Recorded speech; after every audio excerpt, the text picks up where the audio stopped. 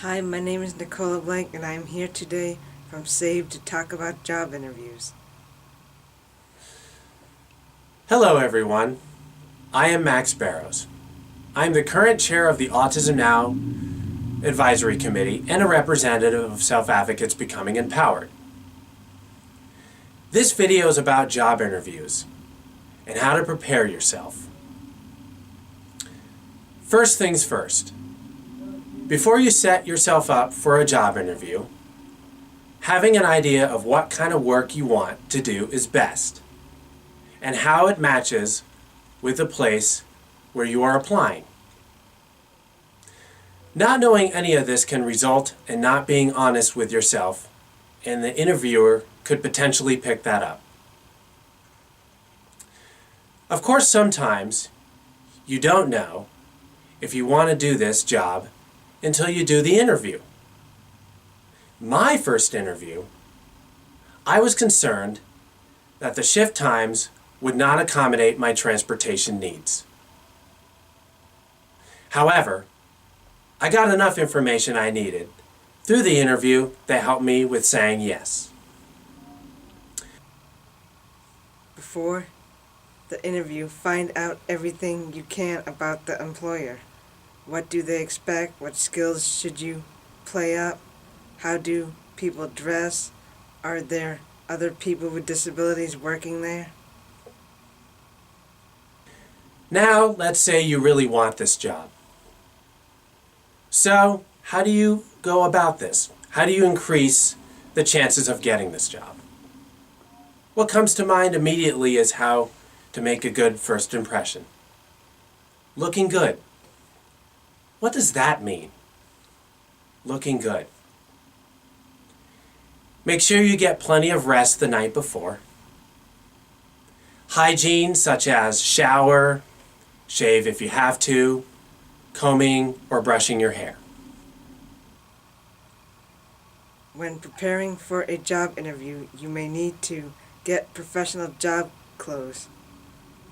Although the dress code could vary depending on what type of position you are applying for, dress in clothes that are a step up from the everyday clothes people wear at this job. Your clothes need to be clean, no wrinkles or spots or holes. When it comes to making a good first impression, you have less than a minute. Do not bring friends or children with you. No drinks or food, and turn off your cell phone.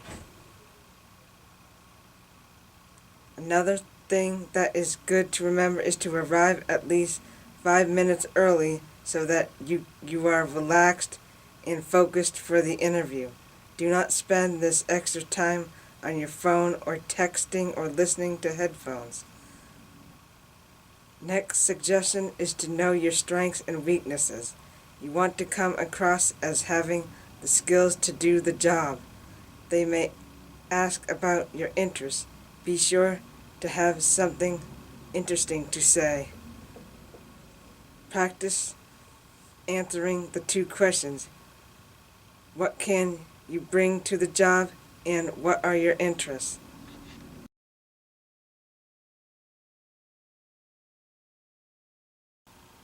Here are a few things to keep in mind while you are being interviewed. Start with a good handshake, nice and firm, not limp or too tight. Good posture. Make sure you are sitting up straight. Do not slouch. Good eye contact. Try not to space out. During the interview, it is good to put strong emphasis on your abilities, not your disabilities. That is what employers want to hear. They also want to know you are able and willing to learn new things. If it's a phone interview, you will want to have your resume in front of you and speak clearly when answering the questions.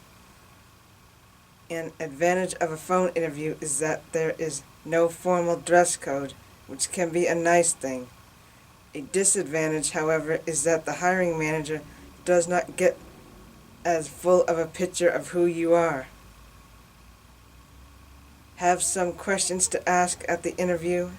Some suggestions of questions to ask may be, what is a typical workday like? What are the hours? What is the dress code? When you get your chance to ask questions by the interviewer, you don't want to ask about money or time off. Ask once you are hired or offered the job first. During an interview, one thing you need to think about is whether or not to disclose your disability. One way you might go about doing that is by asking for an accommodation for your interview. For example, some persons with autism are bothered by fluorescent lighting. They may ask for the lights to be turned off or be interviewed in a place where there is no fluorescent lights. Persons using facilitated communication might require a shorter table to type on. By asking for these types of accommodations, you are opening the door to disclosing your disability. In my first few jobs, washing dishes in a restaurant, I felt no need to disclose as much. Since I didn't need any accommodations, but when I started doing professional work, that all changed. One thing I know now is that if you disclose that you have a disability, your rights are protected under the Americans with Disabilities Act. You are protected from people harassing you and discriminating you on the job. When it comes to disclosing your disability, you don't have to disclose an invisible disability until after you are hired. It is important to know your disability and what reasonable accommodations you need to do the job.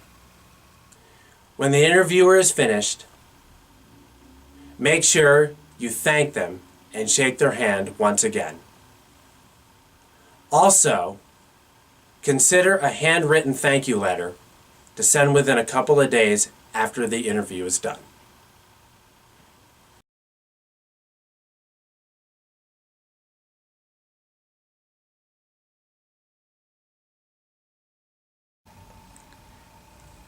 Next, I am going to talk about the do's and don'ts of disclosing you have a disability.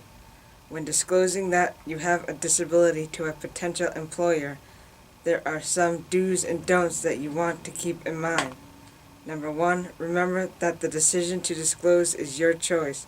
You are not required to disclose, especially during an interview, unless you need accommodations or the disability is clearly visible.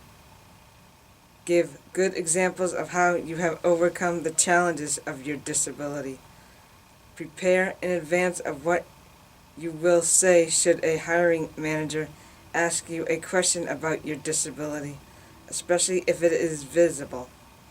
Speak to your references about your disability, especially if they are not aware of it. Use plain English when describing your disability. Give examples of what you have learned as a result of living with a disability. Next, I am going to talk about the don'ts of disclosing your disability. Don't use bureaucratic medical vocabulary to describe your disability. Don't second guess that a potential employer will view your disability in a negative way. Never allow the interview to focus on your disability. Focus on your strengths and accomplishments instead.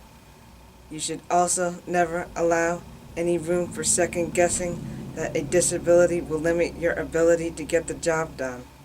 Don't disclose if the disability has no impact on your ability to get the job done. I hope this information helps moving forward. Thank you so much for watching, and I hope you enjoy this video.